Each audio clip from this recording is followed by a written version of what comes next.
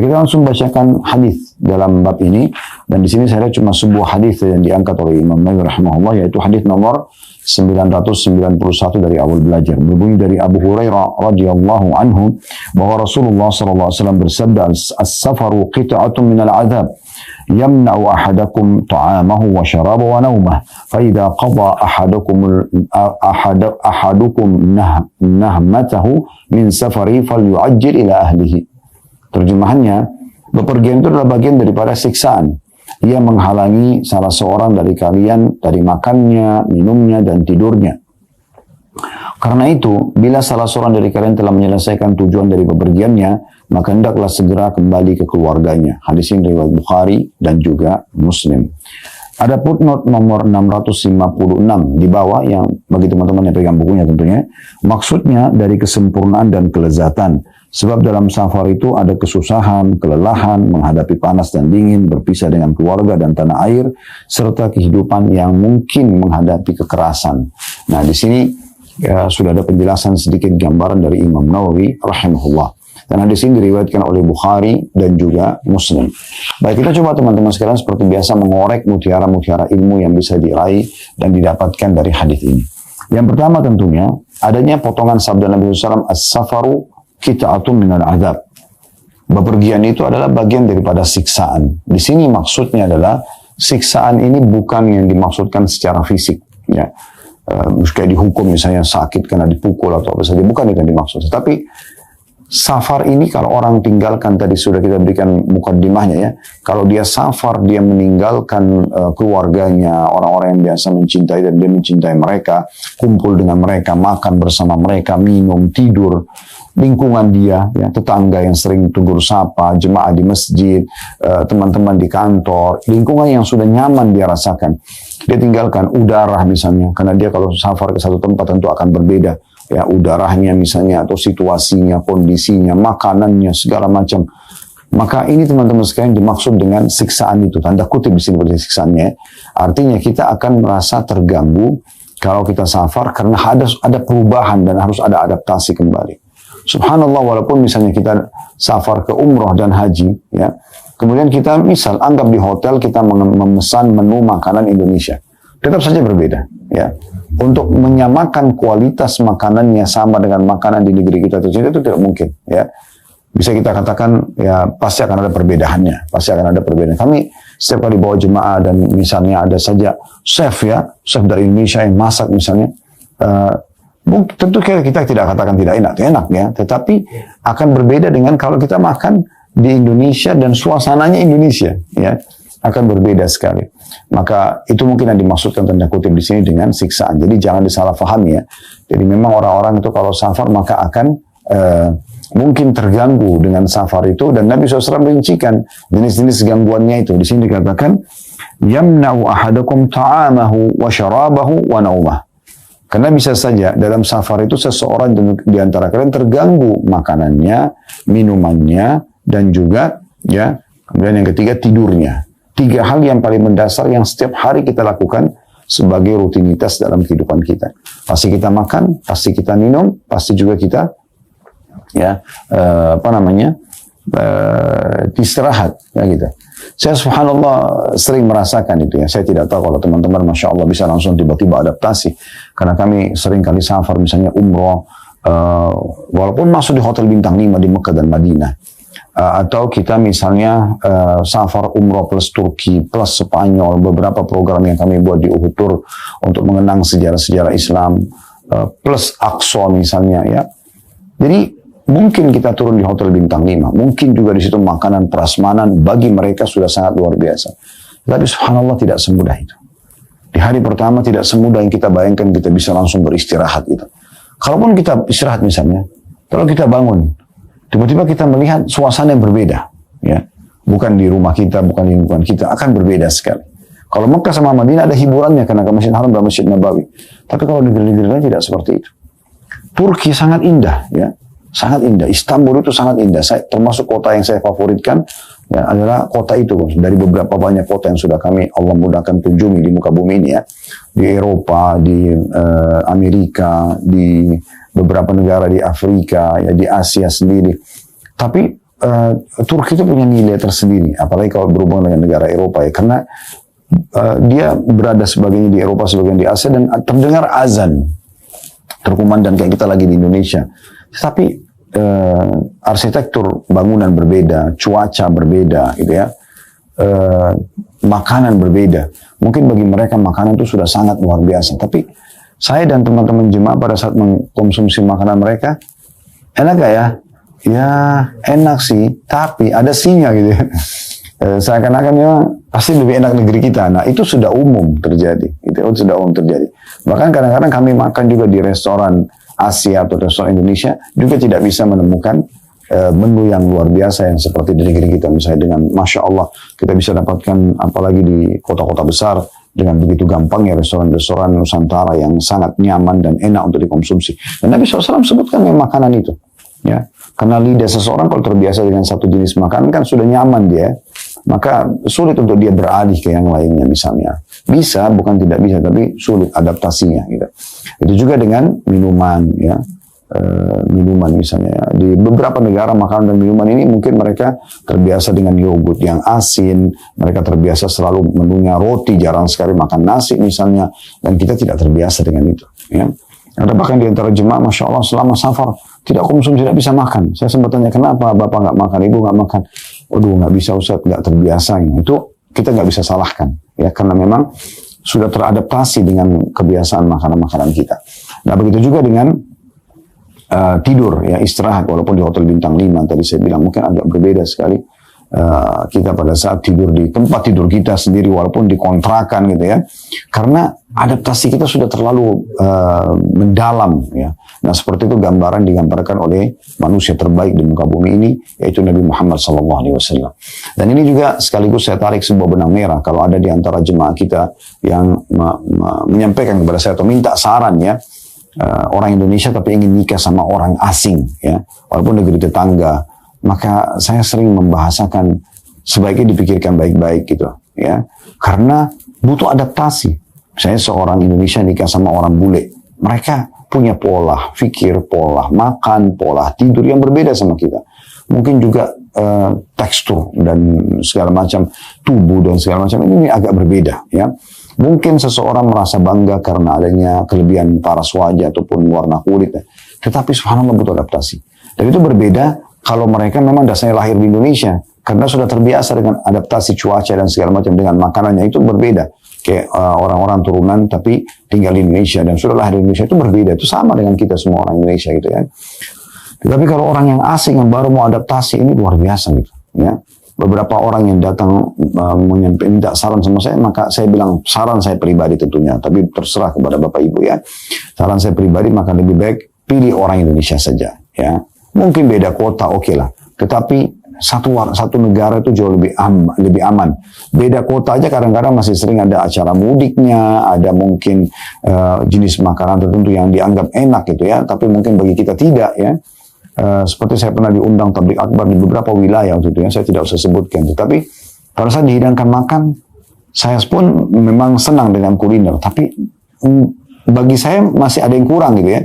Cuma orang yang mengatakan, oh kami itu makanan kami paling terenak di wilayah sini dan segala macam dan seterusnya. Mereka dengan lahapnya makan. Saya saya makan untuk menghormati mereka, tetapi saya tidak temukan seperti tes yang saya sudah adaptasi setahun, 2 tahun, 5 tahun, 10 tahun, misalnya 30 tahun di satu wilayah gitu kan. Nah seperti itu gambarannya. Sama juga dengan menikah itu ya.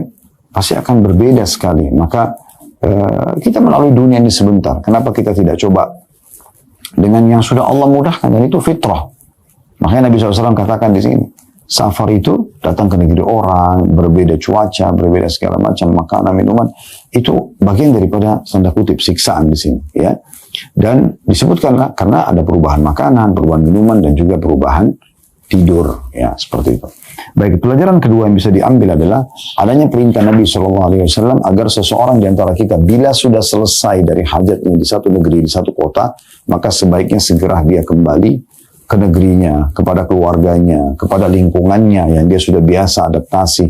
Jadi sangat luar biasa ajaran Islam ini ya, agar seseorang itu tidak berada dalam kesedihan yang berlarut misalnya, atau pengorbanan yang berlarut ya.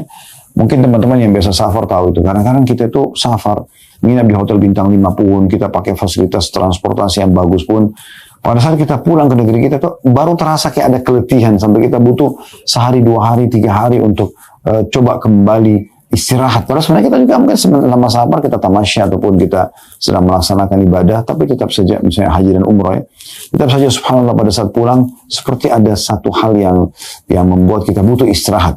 Kenapa? Karena memang di sana ada keletihan tanpa kita sadari. Nah, seperti itu kurang lebih gambarannya ya.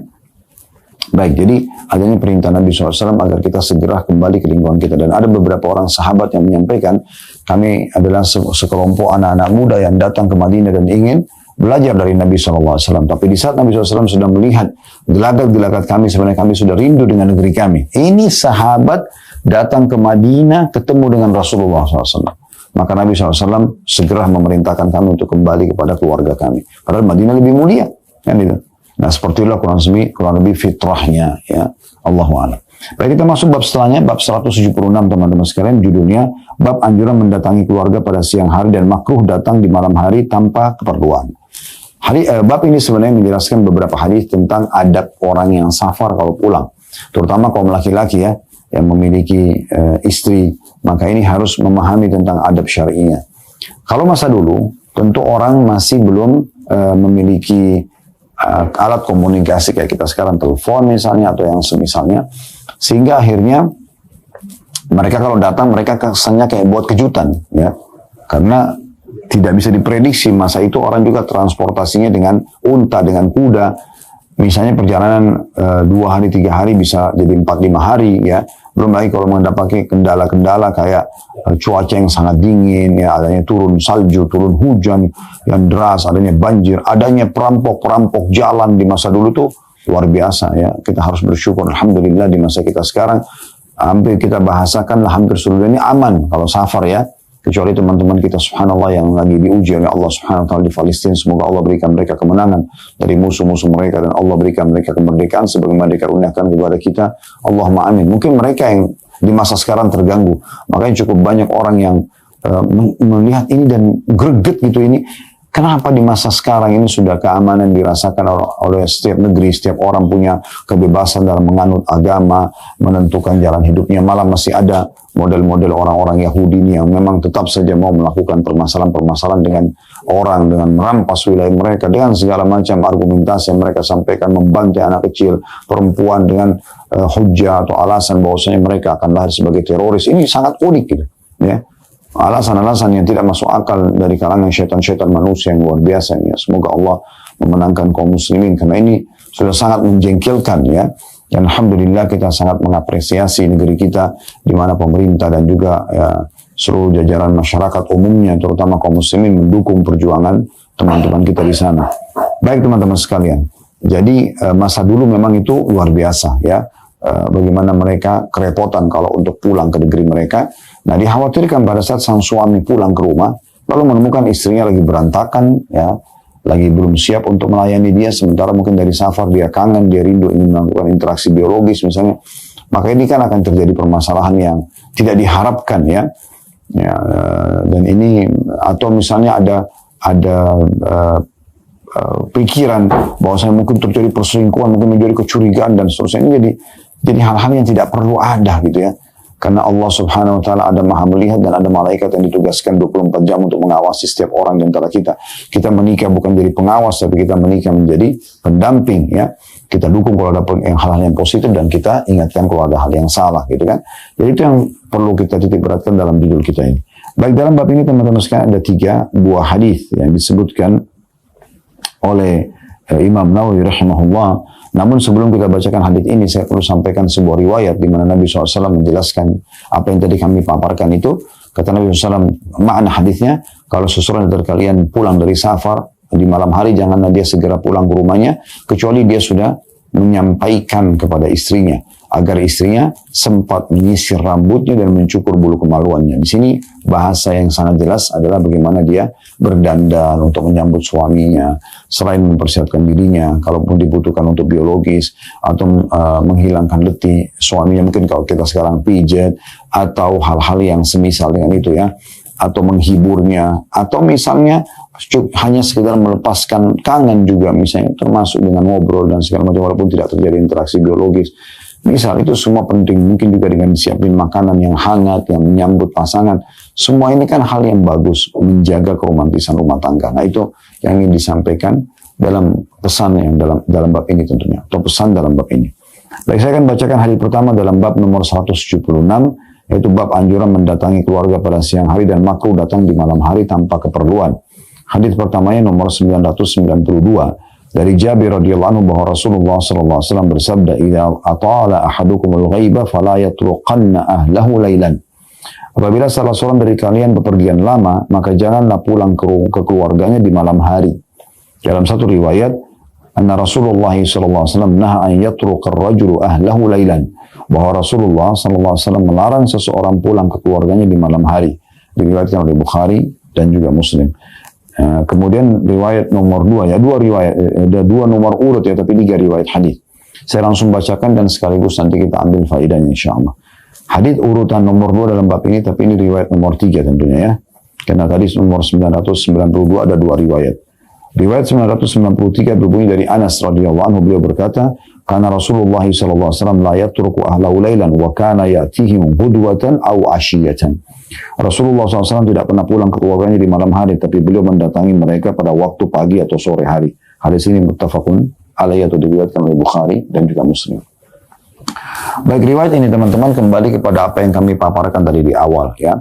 Kita kembali kepada keadaan di masa lalu. Di masa lalu teman-teman sekalian biasanya karena tidak ada alat komunikasi kayak sekarang ya, maka dikhawatirkan terjadi hal-hal yang tidak diharapkan tadi ya. Seperti riwayat yang saya bacakan tadi sebelum kita mulai baca hadis dalam bab ini, mungkin supaya perempuan atau istri itu siap dulu ya, sisir rambutnya, bersihkan kemaluannya, maaf, intinya dia dandan sebenarnya, menyiapkan makanan yang hangat misalnya yang cukup untuk pasangannya atau minimal menghiburnya, maka ada kesiapan itu. Nah, kalau kondisi kita sekarang karena memungkinkan kita untuk telepon ya, menginformasikan sebelumnya, jadwal pulang jelas ya, tiket kita misalnya akan berangkat take off dari satu negara jam sekian, tiba di Indonesia atau Jakarta jam sekian, prediksi dari bandara ke rumah sekian jam misalnya, 1 jam, 2,5 jam misalnya, kita jadi tahu, pasangan kita juga tahu, kita tinggal informasikan, saya akan pulang hari ini misalnya dan seterusnya. Dan itu pada saat safar sudah benar. Karena ini sudah tidak asing ya, di handphone biasa kita infokan, saya udah mau take off ya misalnya. Atau saya akan tiba Jakarta jam sekian ya. Ataupun pas tiba Jakarta masih menginformasikan, saya udah menuju dari bandara ya ke rumah misalnya. Itu semua berarti sudah menjawab ya, apa yang sebenarnya menjadi kekhawatiran Nabi SAW dalam hadis ini ya. Jadi maksudnya, makanya Imam Nawawi menyebutkan sini makruh. Beliau tidak mengatakan haram. Ya, beliau mengatakan anjuran mendatangi keluarga pada siang hari dan makruh datang di malam hari. Ya, jadi maksud di sini tidak sampai haram. Artinya kalau memang ada solusinya kayak di masa kita sekarang, walaupun Imam Nawawi rahimahullah waktu hidup ratusan tahun yang lalu beliau wafat ya, 600-700 tahun yang lalu, mungkin belum ada alat-alat komunikasi seperti kita sekarang. Maka beliau sudah punya satu gambaran mungkinnya kemungkinan besar akan datang itu akan ada mungkin solusi-solusinya ya. Karena sekarang orang safar sangat luar biasa ya. Beberapa negara bahkan cuma 2 jam, 3 jam penerbangan, 1 jam. Kayak kita dari Jakarta ke Singapura, ke Malaysia misalnya, negara-negara dekat, maka itu tidak terlalu lama untuk mengambil waktu ya. Bahkan sekarang kalau dulu di masa beberapa tahun lalu, tahun 1500-an, dari mulai pertama muslimin banyak yang pergi haji ke Mekah dari Indonesia sampai tahun 1800-an ya, masih pakai kapal laut lah biasanya orang ya di masa itu. Saya dapat informasi datanya itu sampai 7-8 bulan ya baru mereka sampai ke lokasi. Itu pergi, belum lagi pulangnya, kadang-kadang mampir-mampir ke banyak negara ya. Maka itu waktu yang cukup lama. Allahu a'lam. Mohon maaf kalau saya keliru di waktu 7-8 bulan, tapi itu yang saya dapatkan. Apakah 7-8 bulan itu pulang pergi atau hanya pergi saja? Tapi yang jelas pada masa itu memang sangat sulit. Kalau sekarang kan Masya Allah orang take off dari Jakarta ke Jeddah itu 9 jam. Bahkan Anda bisa umroh dan pulang balik gitu kan. Misalnya Anda take off pesawat pagi jam 7 pagi waktu Indonesia 9 jam. Ya, 7 tambah 9 berarti sekitar 16 ya, jam 4 sore waktu Jakarta Anda sudah sampai. Itu kurang 4 jam. Berarti jam 1 siang waktu Saudi Anda tiba. Kalau Anda take off pagi ya, Anda bisa langsung masuk Mekah, Anda umroh, Anda bisa berangkat lagi pulang pesawat malamnya ya. Ini contoh saja kalau ada orang mau melakukannya, makanya bisa tektokan bagi umrah dan balik. Jadi bukan lagi sesuatu yang sulit dan dia bisa komunikasi dengan keluarganya dengan sangat mudah. Maka hal seperti ini yang penting dia sudah menginformasikan. Kalau misalnya dia mau balik dan istrinya bisa siap, maka tidak ada masalah. Tetapi di saat Anda putus komunikasi, maka sunnah Nabi SAW Anda tidak masuk ke rumah di malam hari. Jadi, apalagi kalau misalnya Anda telepon istri tidak jawab dan segala macam, sudah Anda coba mampir dulu ya di mana ya, atau Anda cari penerbangan atau perjalanan yang kira-kira tidak membuat Anda masuk malam hari di rumah agar tidak mengagetkan mereka. Nah, itu kalau misalnya Anda betul-betul tidak bisa komunikasi ya, Anda berada di satu lokasi yang memang tidak ada alat komunikasi dan seterusnya. Allahu a'lam. Baik, bab nomor 177.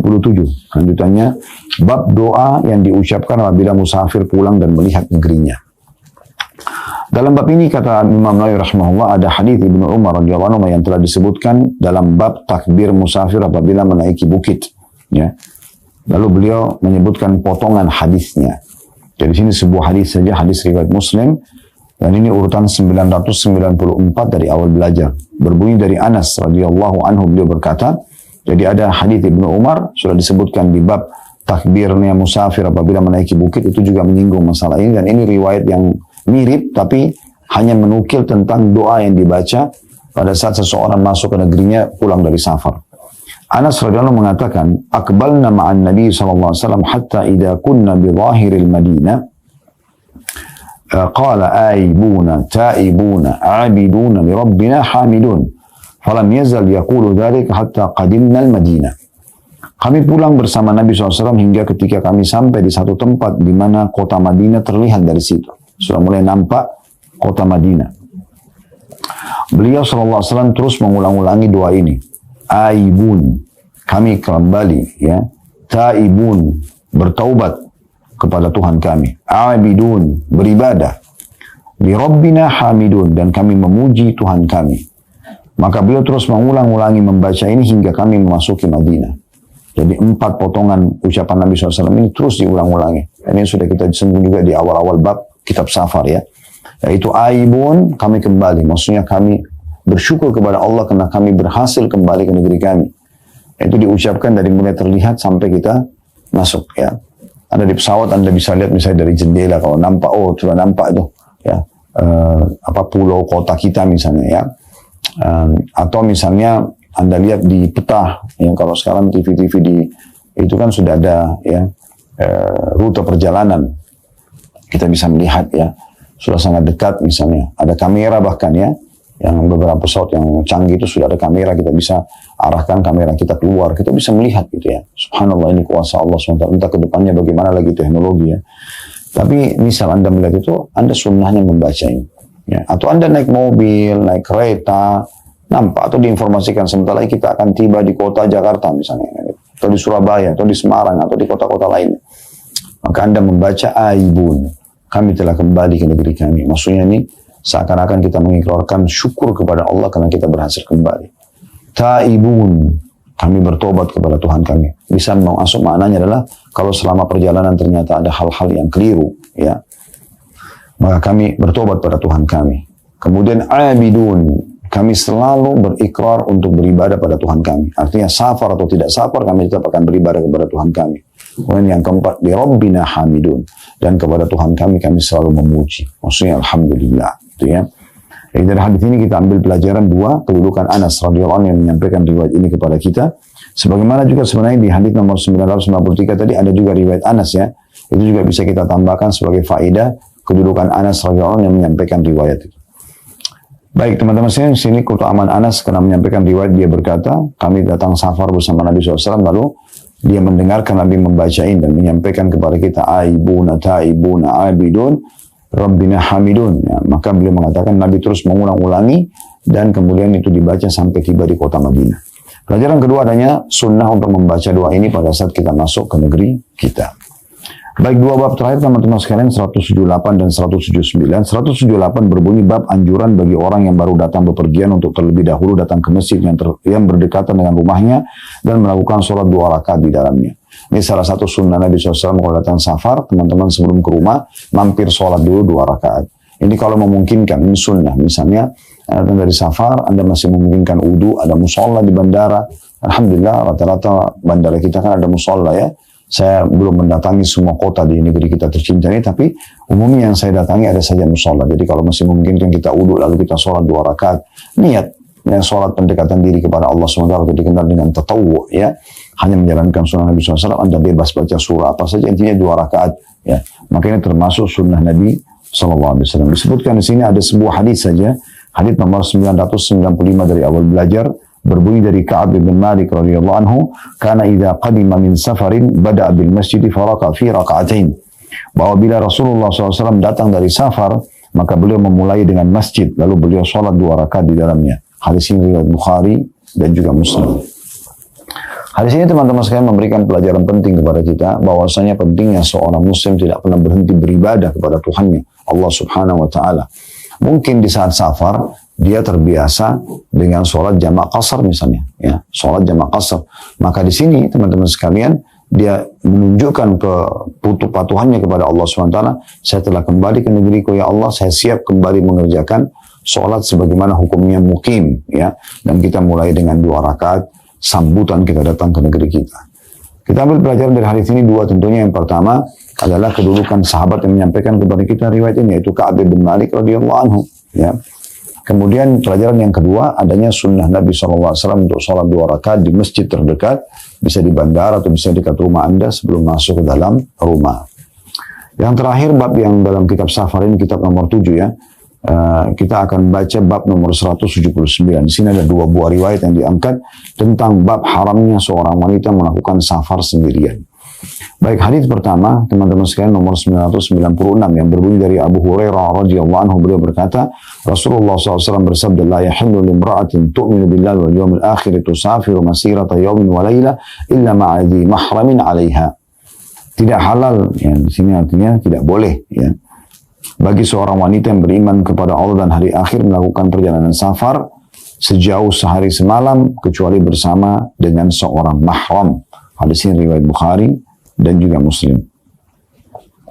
Riwayat nomor 2-nya saya langsung bacakan saja, dan ini urutan 997 dari awal belajar, nanti sekaligus kita berbicara tentang masalah hukum ini tentunya insyaallah ya. Dari Ibnu Abbas radhiyallahu anhu bahwa beliau mendengarkan Nabi SAW bersabda, la yakhluwanna rajulun bimra'atin illa wa ma'aha dhu mahram wa la tusafiru al-mar'atu illa ma'a dhi mahram. Faqala lahu rajul ya Rasulullah inna imra'ati kharajat haja wa innik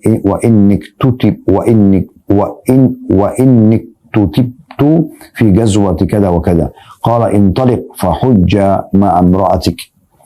Janganlah seseorang laki-laki berduaan dengan seorang wanita kecuali bila wanita tersebut disertai oleh mahramnya, dan janganlah seseorang wanita melakukan safar kecuali bersama mahramnya. Maka seorang laki-laki bertanya, mengatakan, wahai Rasulullah, sungguhnya istriku keluar pergi haji, sementara saya atau aku sendiri telah diwajibkan ikut perang ini dan itu.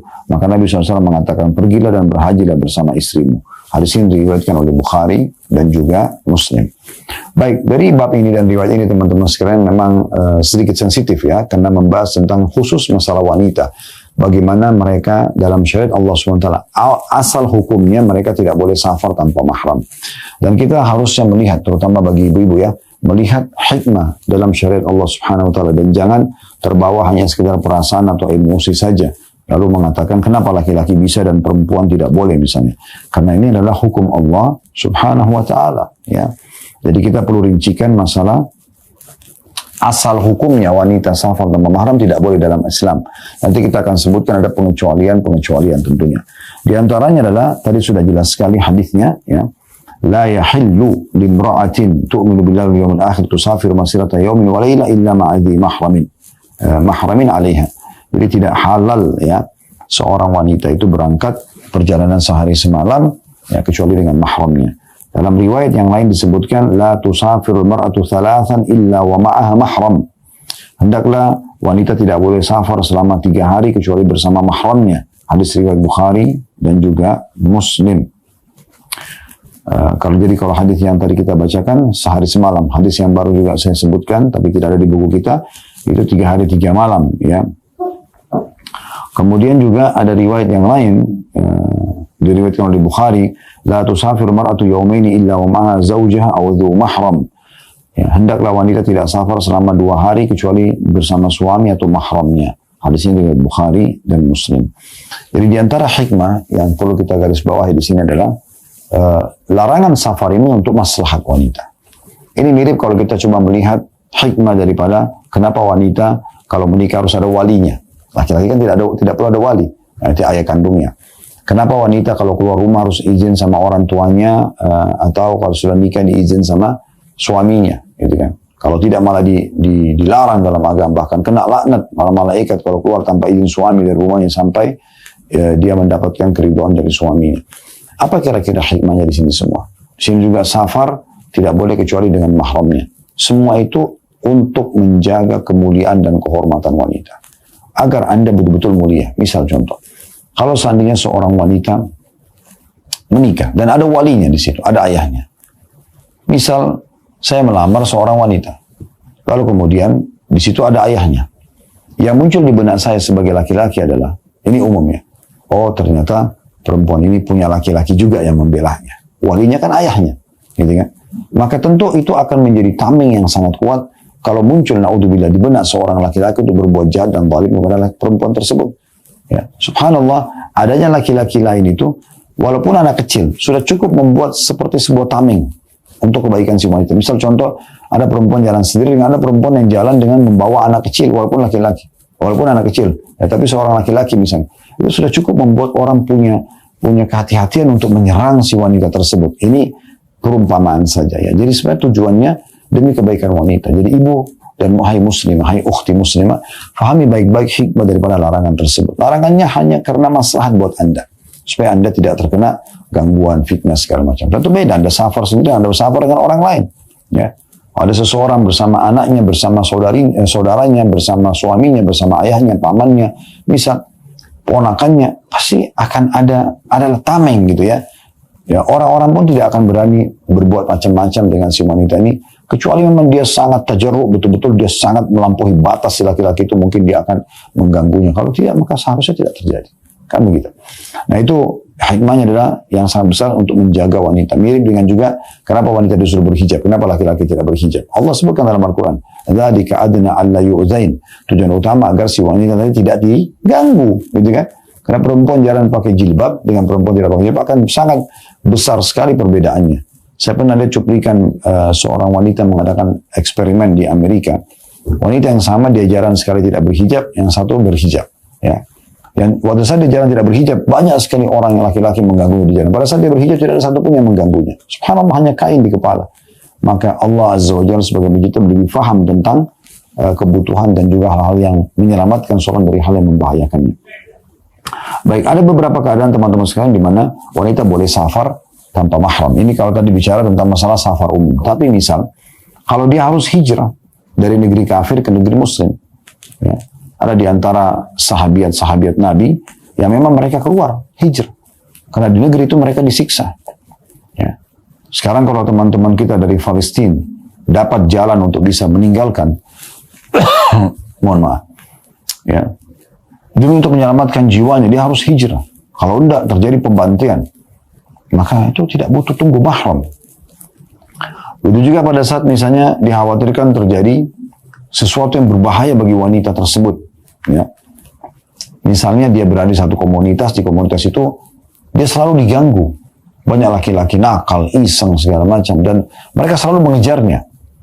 Dia pindah kemanapun, kontrakan tetap dikejar dan mengganggu, bisa diperkosa, bisa segala macam. Lalu dia pindah ke kota lain, dia harus safar. Ini tidak butuh mahram, misal. Kemudian juga masalah ulama menyebutkan melunasi utang dan mengembalikan barang titipan, ya. Kalau dia harus bayar utangnya ke satu negeri, kalau zaman sekarang kan alhamdulillah sudah ada transport dan segala macam, ya. Tapi di masa dulu ini ada satu hukum yang dibahas oleh ulama, dibolehkan kalau ada titipan amanah ataupun ada, ya, utang yang dia harus bayar, dan masa itu orang tidak bisa transfer, susah juga titip sama orang. Maka mereka kemudian safar untuk membayar utangnya lalu kembali lagi, ya. Maka itu ada sedikit pendapat ulama dibolehkan.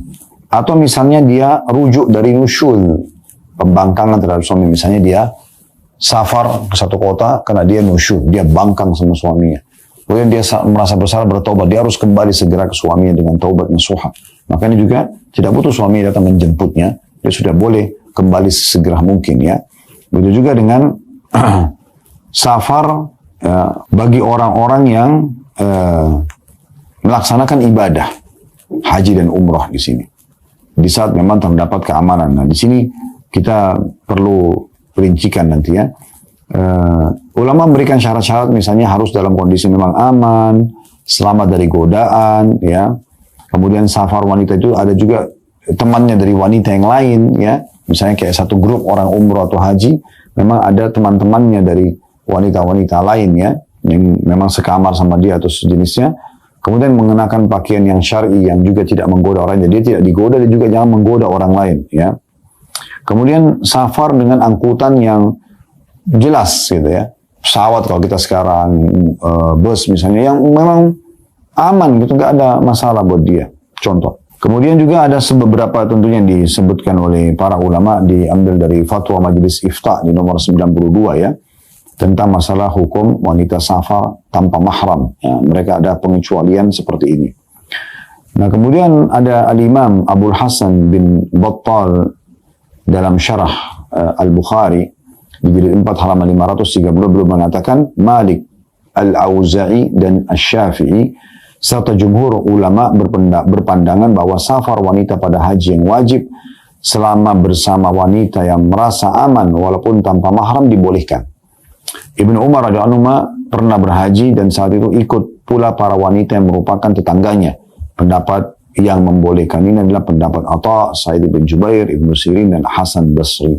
Jadi memang ada pendapat ulama yang menyebutkan tentang masalah, ya, bolehnya kalau perjalanan ibadah seperti ini. Ya, walaupun di sini cukup banyak khilaf di antara pendapat ulama, ada juga ulama mengatakan sama sekali tidak boleh. Bahkan kewajiban haji gugur dari seseorang wanita selama tidak ada mahram yang menemaninya. Tapi ini pendapat-pendapat ulama, khilaf di antara mereka tentang masalah tersebut. Karena kalau masalah haji dan umrah cukup banyak riwayat-riwayat yang menyebutkan kalau para wanita di masa-masa dulu itu ada di antara mereka memang yang safar tanpa mahram, di antaranya seperti kasus tetangga-tetangganya Ibnu Umar radhiyallahu anhu tadi yang sudah disebutkan, ya. Dan itu tentu kalau teman-teman ingin lebih mendalami bisa membaca cukup banyak artikel teman-teman kita yang membahas masalah ini, ya. Saya melihat juga di sini ada pendapat dan cukup panjang lebar dijelaskan oleh Ustaz Abdullah Tausik Hafizahullah dalam rumaisa.com. Saya lihat cukup bagus, ya, masalah perbedaan pendapat ulama berhubungan dengan masalah berikut khilaf-khilaf di antara mereka dan tarjih atau pembenar argumentasi maksudnya masing-masing itu sangat bagus, ya. Judulnya Berhaji Tanpa Mahram. Nanti bisa Anda lihat insyaAllah setelah kajian ini, maka Anda akan lebih banyak bisa memahami apa yang kami sampaikan. Tapi tadi saya sampaikan secara global tentunya berhubungan dengan masalah ini, ya. Allahu a'lam. Baik teman-teman sekalian, ini kurang lebih gambaran bahasan kita, dan kedepannya insyaAllah kita akan masuk ke kitab nomor 8, masalah kitab keutamaan-keutamaan, memang begitu, ya, disebutkan kitab Fadail. Dan bab pertamanya nanti itu bab nomor 180 dari awal kita belajar bab keutamaan membaca Al-Quran. Semoga apa yang kita bahas ini bermanfaat buat kita semua, dan Allah jadikan sebagai ilmu yang bisa kita terapkan dalam kehidupan sehari-hari, dan Allah jadikan sebagai tambahan amal kita pada hari kiamat. Tidak pernah lupa kita doakan, dan saya juga mendoakan teman-teman sekalian agar semua mengikuti acara ini, baik online ataupun offline, baik juga Anda langsung live atau siaran ulang, agar tentunya semua hajat-hajat dunia dan akhirat Anda dikabulkan oleh Allah SWT, dimudahkan dan diberkahi, serta juga semoga semua kesalahan diampuni dan dimaafkan oleh Allah SWT, semua amal selalu diterima. Dan jangan lupa selalu doakan juga, dan saya juga mendoakan teman-teman sekalian agar negeri kita selalu terjaga persatuan, kesatuan, dan juga kemerdekaannya. Allah berikan hidayah para pemimpin untuk menjalankan tugas yang amal dengan baik. Juga Allah menjadikan masyarakat untuk selalu gotong royong dengan pemerintah pada hal-hal yang tidak melanggar agama, sehingga terjadilah keharmonisan dalam rumah tangga, dalam kepemimpinan atau negara kita ini. Dan semoga Allah mudahkan utang negeri kita terbayar dengan semudah-mudahnya, dan kita selalu doakan agar negeri kita terselamatkan dari segala macam mara bahaya, bencana alam, gangguan negeri lain, dan seterusnya. dan semoga saya negeri kita menjadi contoh bagi negeri-negeri yang lain. Dan selalu kita doakan juga teman-teman kita di Palestina, terutama di Gaza dan Rafah. Jangan lupa mereka teman-teman sekalian, bantu dengan doa Anda, bantu dengan harta Anda, bantu apa yang Anda mampu bantu, dan cukup banyak sekarang yayasan yang membantu, itu termasuk Basnas sendiri. Alhamdulillah pemerintah kita membuka peluang untuk bisa menyumbang, maka jangan sia-siakan. Semoga Allah ikhlaskan niat mereka, terima para syuhada mereka, mulakan Islam di tangan mereka dan tangan kita semua, dan semoga Allah ikut sertakan kita bersama mereka di pahala, baik dengan doa, dengan harta, juga dengan jiwa kita, dan semoga Allah menyatukan kita semua di surga firdaus tanpa hisab. Allahumma amin. Wa sallallahu ala nabiyina Muhammadin wa alihi wa sallam wa akhiru da'wana alhamdulillahi rabbil alamin. Subhanakallahumma bihamdika asyhadu an la ilaha illa anta astaghfiruka wa atubu ilaik. Wassalamualaikum warahmatullahi wabarakatuh.